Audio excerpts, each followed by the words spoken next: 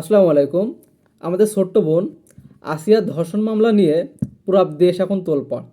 এর মধ্যে হাইকোর্ট কী রায় দিয়েছে যে 180 দিনের ভিতরে তার মামলার সব কিছু নথিপত্র কমপ্লিট করে যে বিচার কার্য সম্পূর্ণ করতে হবে।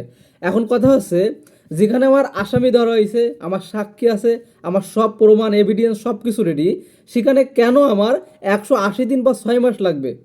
আইন উপদেষ্টা তিনি বলছে যে 3 মাস বা 90 দিনের ভিতরে এবার কোনো ধর্ষণ হলে তার বিচার কার্য সম্পূর্ণ করতে হবে। আসিফ নজরুলকে আমি বলতে চাই, আপনি আজ 6 মাস দায়িত্বে, 6 মাসের বেশি সময়, এতদিন আপনারা কইছিলেন? আর এই 6 মাসে তো কয়েক শতাধিক ধর্ষণ যেটা প্রকাশ্য জানা গেছে, আর যেগুলো জানা যায়নি সেগুলোর কথা আমি ধরলামই না। সো যখন পুরো দেশ উত্তাল, তখন আপনারা একটা নীতি করতেছেন। আর আপনি কেন 3 মাস সময় বেঁধে দেবেন?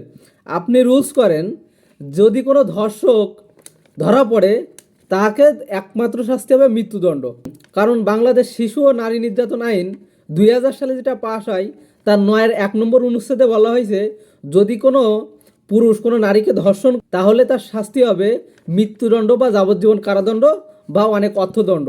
এখন আমার কথা হচ্ছে, এখানে যাবজ্জীবন শব্দটা আসবে কেন?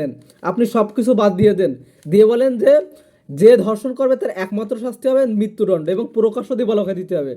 এবং আসিয়াকে যারা ধর্ষণ করছে তাদের দিয়ে দেন না।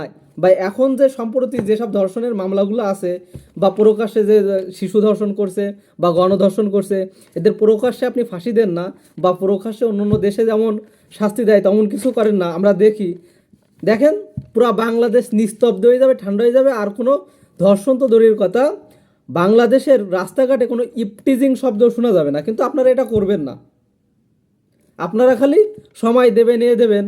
আমাদের একটাই দাবি, একটাই চাওয়া, যে অতি দ্রুত এই মামলার রায় চাই। এবং শুধু মামলার রায় দিলে হবে না, সেটা কার্যকরও করতে হবে অতি দ্রুত। এবং ধর্ষকের একমাত্র শাস্তি হবে মৃত্যুদণ্ড, আর কোনো কথা হবে না। মৃত্যুদণ্ড ছাড়া তার আর কোনো শাস্তি আমরা মেনে নেব না। এবং এই মৃত্যুদণ্ডটা যত সম্ভব পারেন প্রকাশ্যে দিবালোকে দিতে হবে, যাতে মানুষ সচক্ষে দেখে। তাহলে বাংলাদেশের ধর্ষণ অতি দ্রুতই কমবে এবং আমাদের এটাই একমাত্র চাওয়া আমাদের। সুতরাং যেখানেই অন্যায় সেখানেই প্রতিবাদ, হোক না সেটা প্রিয় ব্যক্তি কিংবা রাজনৈতিক দল। বিজয় আমাদের হবেই, হোক না সেটা মৃত্যু। ইনকলাব জিন্দাবাদ।